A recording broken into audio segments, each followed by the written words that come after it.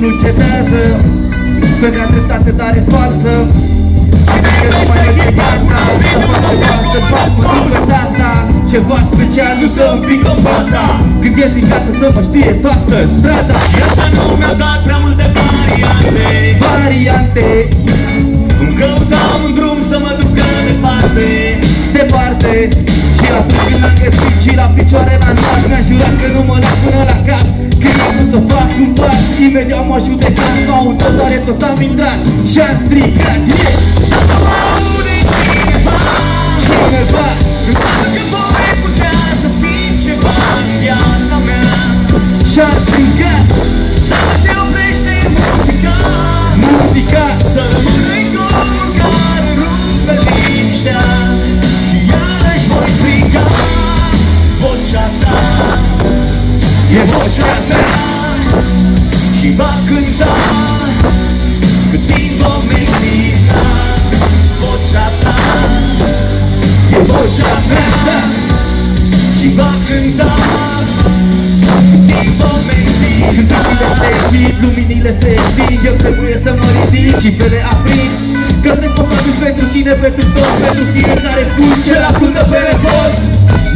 Când generația se schimbă, e foarte important să vorbim aceeași limbă.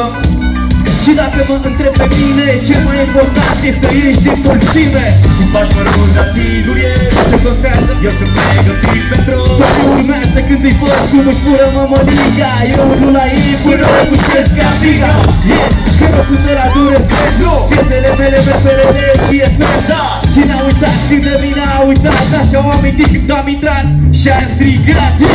Dacă mă aude cineva, da, înseamnă că voi putea să schimb ceva în viața mea.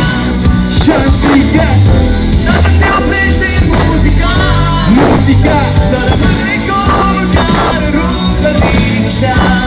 Și iarăși voi striga vocea ta, e vocea mea, și va cânta timp vom exista.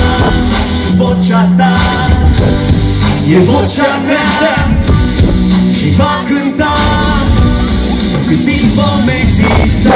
Dacă mă aude cineva, înseamnă că voi putea să schimb ceva în viața mea. și-am strigat, Dacă se oprește muzica, să rămână ecoul care rupe liniștea. Și iarăși voi striga. Dacă mă aude așa cineva, da, înseamnă că voi putea să schimb ceva în viața mea. Și că la și-am voi, strigat, dacă se oprește muzica, să rămână ecoul care rupe liniștea. Încă o dată, el este nepotul de Andy Gunov pe scenă. Mulțumim frumos!